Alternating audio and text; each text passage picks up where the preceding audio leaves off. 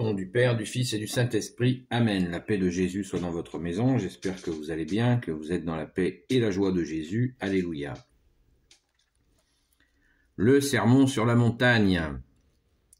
Jésus nous enseigne sur la montagne. Alléluia. Saint Matthieu, chapitre 5, versets 1 à 12.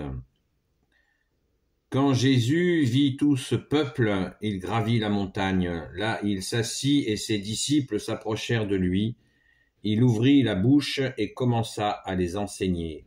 Heureux ceux qui ont un cœur de pauvres, le royaume des cieux est à eux. Heureux les doux, ils auront la terre en héritage. Heureux ceux qui sont dans le deuil, ils seront réconfortés. Heureux ceux qui ont faim et soif de la justice, ils seront rassasiés. Heureux les miséricordieux, ils auront droit à la miséricorde. Heureux ceux qui ont le cœur pur, ils verront Dieu. Heureux ceux qui sèment la paix, ils seront appelés enfants de Dieu. Heureux ceux qui sont persécutés quand ils agissent en toute droiture, le royaume des cieux est à eux. Oui, heureux serez-vous quand on vous insultera à cause de moi, et qu'on vous poursuivra, et qu'on dira sur vous toutes sortes de calomnies. Soyez heureux, soyez joyeux, car vous avez dans les cieux une belle récompense. On poursuivait tout pareillement les prophètes qui étaient avant vous.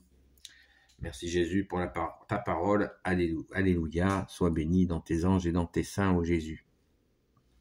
Eh bien, ce sermon sur la montagne, qui est aussi appelé comme ça, moi je préfère appeler Jésus enseigne sur la montagne.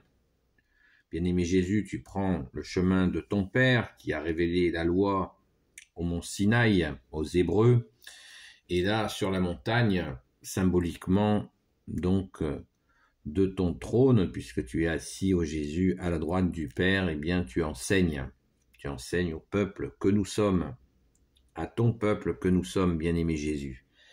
Et quand on écoute ce sermon, cet enseignement, nous sommes frappés par cette puissance et il nous faut l'accueillir humblement dans son cœur, son esprit, son âme et ça ne s'adresse pas, ce sermon à la montagne ne s'adresse pas uniquement au bac plus 10.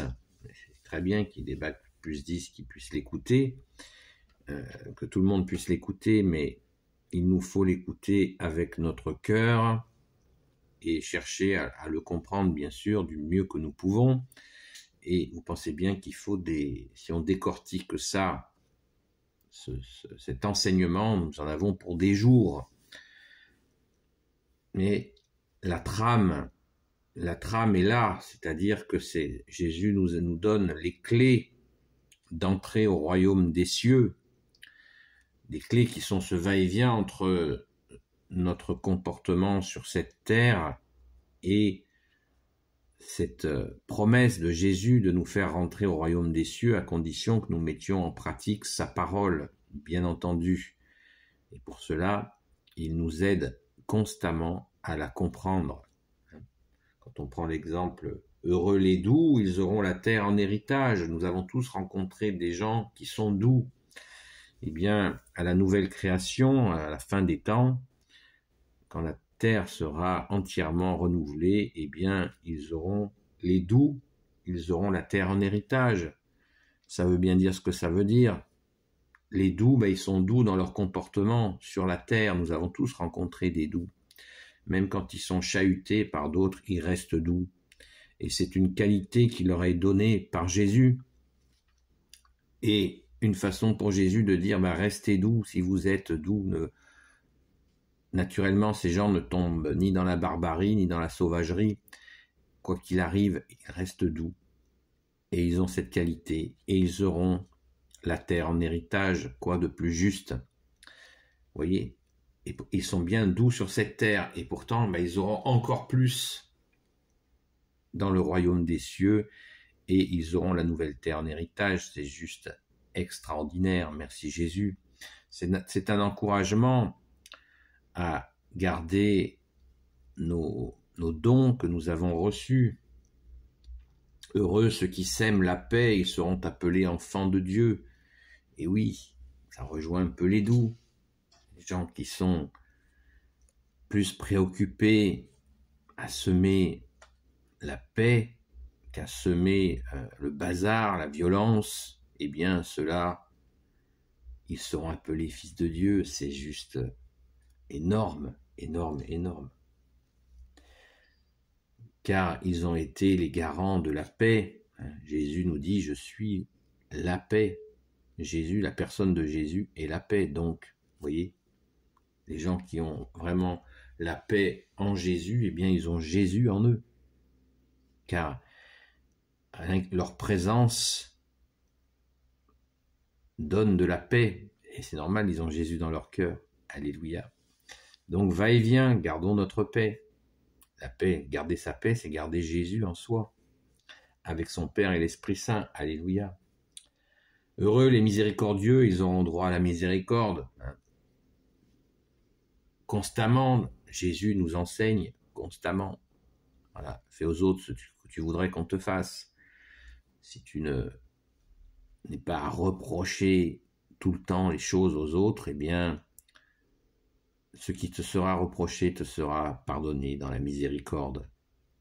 Voilà, fais aux autres ce que tu voudrais qu'on te fasse. Il y a un petit exercice qui est tout simple, c'est pas un exercice, mais c'est un réflexe. C'est de, sans être naïf ni neuneux, de trouver des circonstances atténuantes aux gens qui font des erreurs. Ça ne veut pas dire de le faire, d'être mou et d'être gaga, ce n'est pas ça. Je ne parle pas de ça, parce qu'il y a plein de circonstances, plein de situations où il y a des gens qui font le mal pour faire le mal. Et il ne faut pas être mou avec le mal, il faut le refuser. Mais il y a plein de petites occasions où on voit que les gens qui... Je prends un exemple tout simple. Une fois, quelqu'un s'était placé sur une place de parking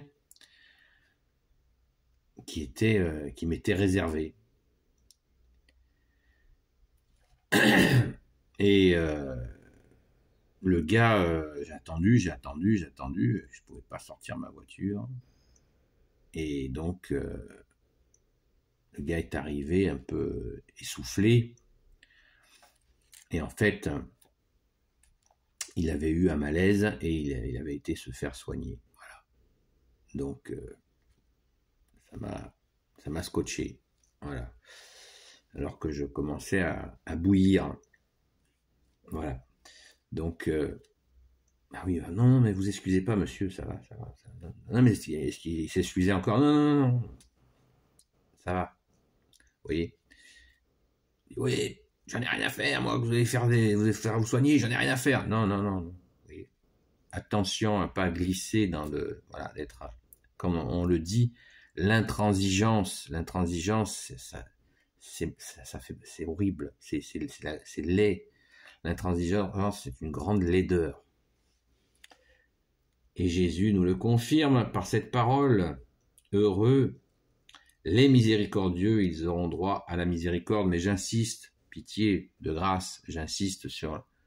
Ça n'est pas être tout le temps dans le sirop de fraise. Hein. Voilà. C'est pas ça la miséricorde. Ça n'est pas ça du tout. Il y a bien des occasions où nous devons être fermes et refuser le mal. On ne trouve pas des circonstances atténuantes au mal. Le mal, nous le refusons. Merci Jésus, par ta grâce, ta force. Heureux, heureux ceux qui ont faim et soif de la justice, ils seront rassasiés. Hein, le sentiment, il y a des personnes qui ont un sentiment où ils ne supportent pas l'injustice. C'est un don de Jésus. C'est un don de Jésus. Alors Jésus nous dit qu'ils seront rassasiés, pas forcément sur cette terre, mais souvent sur cette terre. Pardon. Car Jésus fait justice, mais souvent nous ne le voyons pas. On dit de Jésus qu'il est le soleil d'amour, le soleil de justice, le soleil de miséricorde. Eh bien, dans nos vies, Jésus nous fait justice. mais quand on est souvent sur la tête sur le guidon, on ne le voit pas. On ne voit pas que sa justice a été rendue.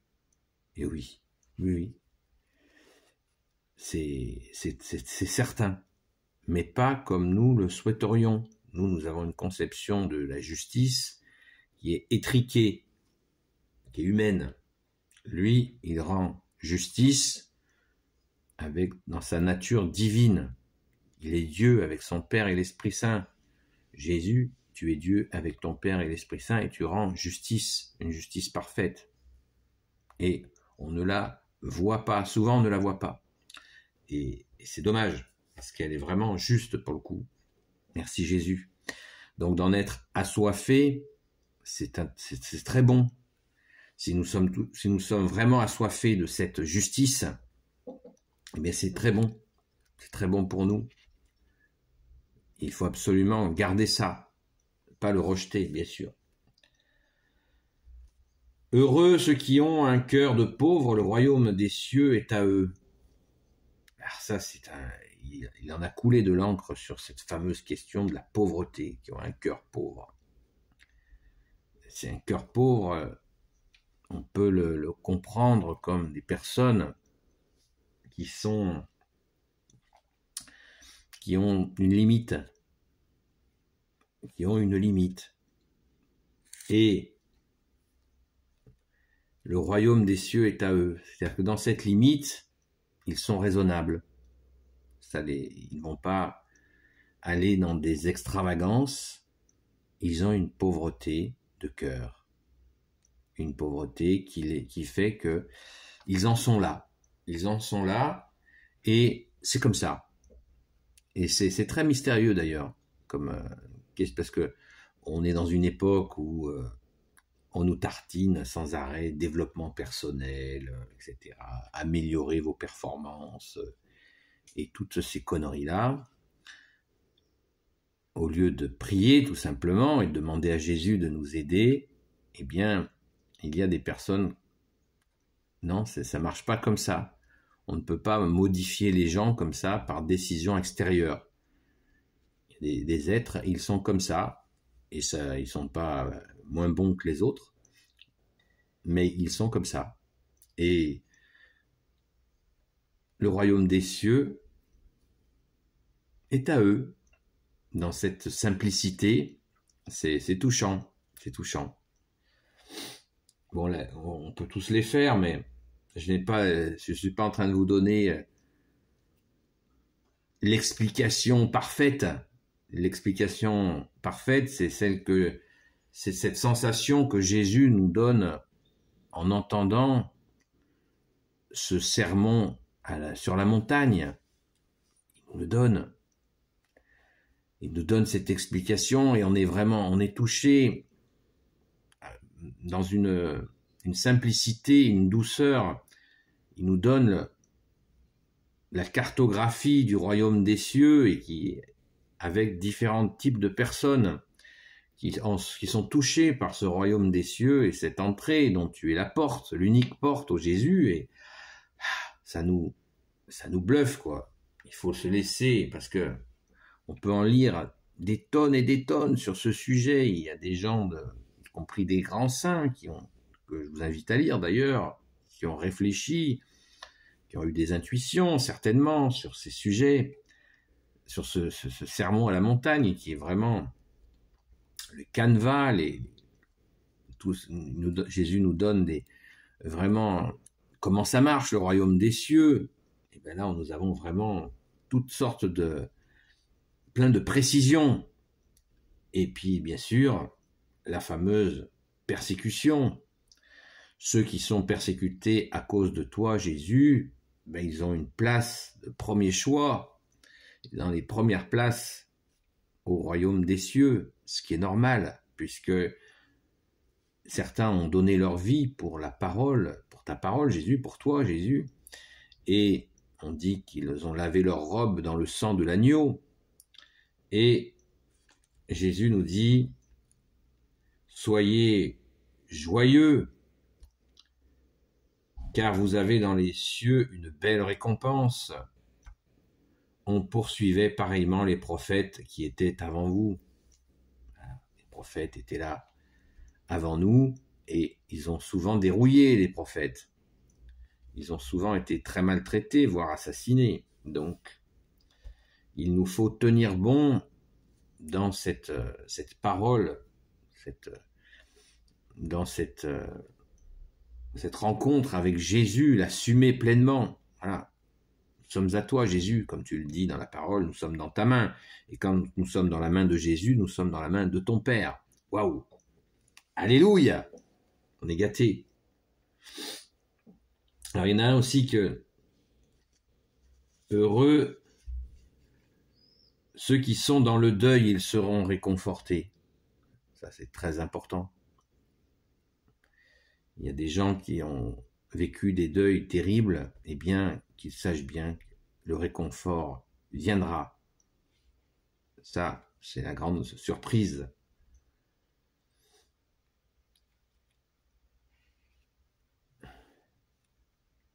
Heureux ceux qui ont le cœur pur, ils verront Dieu. Le cœur pur. Eh bien, voilà une bonne direction de purifier son cœur. Purifier son cœur. Et quand nous cherchons à purifier notre cœur, nous ne le faisons pas tout seul. Jésus nous y aide. Ne l'oublions pas. Jésus nous aide à purifier notre cœur. Il ne nous dit pas, bon, t'as pas un cœur pur, dégage. Non. Jésus, quand nous avons des ronces, des orties, des épines dans notre cœur, eh bien, offrons-les à Jésus, qui va nous libérer notre cœur de toutes ces peines, de toutes ces entraves. Quand Jésus, tu nous dis, bien-aimé, tu nous dis la liste de ce qui salit l'homme, les perfidies, pas la perfidie, les perfidies. Voilà un exemple d'un cœur qui n'est pas pur, s'il est rempli de perfidie. Eh bien, en déposant, on peut rencontrer un prêtre, à une confession, faire une confession et demander pardon à Jésus pour ses perfidies, les donner à Jésus et déposer à ses pieds et nous laisser purifier le cœur par toi, Jésus, par ton sacré cœur. Ô Jésus, alléluia. Et là, waouh, Jésus va nous aider à purifier notre cœur. Donc, ne soyons pas désespérés, car Jésus nous donne le cap, nous donne la feuille de route, la direction, mais il nous laisse pas crever dans notre coin si nous ne répondons pas à ces critères. Au contraire, c'est une invitation, c'est ce va-et-vient. Vous pouvez avoir un cœur pur avec moi, dit Jésus. Vous pouvez être doux avec moi, Jésus, pas systématiquement. Il n'y a pas de systématiquement, c'est pas des mathématiques. Il y a des gens qui seront plus dans la douceur, d'autres plus dans le cœur pur, d'autres dans la paix. Ce sont des dons que Jésus dépose en nous et souvent nous ne les connaissons pas. Donc il nous faut écouter. Chrétien vous dire celui qui écoute. Alors écoutons notre roi, seul roi, Jésus, pour nous libérer de ce qui nous empêche de mettre en œuvre les qualités, les dons, les talents que tu as déposés, bien-aimé Jésus, en nous. Alléluia. Pensons-y. Voilà. Donc comme je vous le disais, le sermon sur la montagne, l'enseignement de Jésus sur la montagne, qui prend bien de la hauteur, c'est vraiment le cap. C'est vraiment comme s'il était assis sur son trône. Vous savez que Jésus est assis. Nous savons que Jésus est assis à la droite du Père. Eh bien, voilà, c'est ce qu'il fait sur la montagne. Et vraiment, il nous enseigne. Donc, en relisant ces béatitudes, comme elles sont aussi appelées, eh bien, nous pouvons nous en imprégner et laisser Jésus transformer en nous ce qui pourrait nous faire avancer, justement nous faire avancer dans ces béatitudes. On ne peut pas avoir toutes ces qualités comme ça en claquant des doigts, mais à notre place, nous pouvons vraiment transformer, voir des choses se transformer en nous par grâce. C'est uniquement par grâce parce que nous ne le méritons pas. ces grâces et pourtant Jésus nous les donne. Donc il nous faut être attentifs et puis déposer sans tomber dans la flagellation. Quand nous avons des défauts, eh bien humblement les déposer en confession avec un prêtre, dans la prière, être fidèle, régulier à la Sainte Messe au moins du dimanche et prier, tenir bon dans la prière, car la prière, le rosaire que nous a donné notre Sainte Mère Marie, le chapelet, sans cesse prier pour vraiment tenir bon. Si le chapelet nous a été donné, c'est pour tenir bon face aux attaques de l'ennemi qui, lui, nous dit l'inverse de tout ce que vient de nous enseigner Jésus. Lui, il veut absolument que nous nous perdions, il veut pas que nous entrions au royaume des cieux, mais en restant fidèles à Jésus, à la Sainte Messe catholique, apostolique, et bien en priant, en écoutant bien sûr aussi ta parole, ô Jésus, nous restons tout contre ton Sacré-Cœur et en espérant pouvoir, quand ce sera le moment que tu auras choisi, Jésus, avec ton Père et l'Esprit Saint, de rentrer dans ce royaume des cieux. Amen. Béni soit le Père, le Fils et le Saint-Esprit. Amen. Ô Jésus, toi qui peux tout et qui portes tout, toi le Sauveur, toi l'Emmanuel, je te confie toutes celles et ceux qui regarderont cette vidéo ainsi que leurs proches selon ta sainte volonté, ô Jésus. Sainte Marie, Reine des cieux, toi l'Immaculée Conception, toi qui écrases le serpent, toi qui as la lune sous tes pas, toi notre Mère, Notre-Dame. Saint Joseph, toi le juste et le saint, toi le sage, toi la terreur des démons, toi le saint gardien de la Sainte Église catholique apostolique. Sainte Marie-Madeleine, notre chère sainte patronne. Et vous tous les saints et saintes, amis de toi, Jésus, Saint Michel Archange, qui est comme Dieu, Saint Gabriel Archange, Saint Raphaël Archange et tes anges guérisseurs, et vous tous les anges qui servez Jésus, je vous confie toutes celles et ceux qui regarderont cette vidéo, ainsi que leurs proches, selon ta sainte volonté, ô Jésus. Bienvenue aux nouveaux abonnés, et n'hésitez pas à relire ces béatitudes tranquillement, et vous laisser porter par cet enseignement de Jésus qui nous fait le plus grand bien. Alléluia! La paix de Jésus soit dans votre maison. À très vite!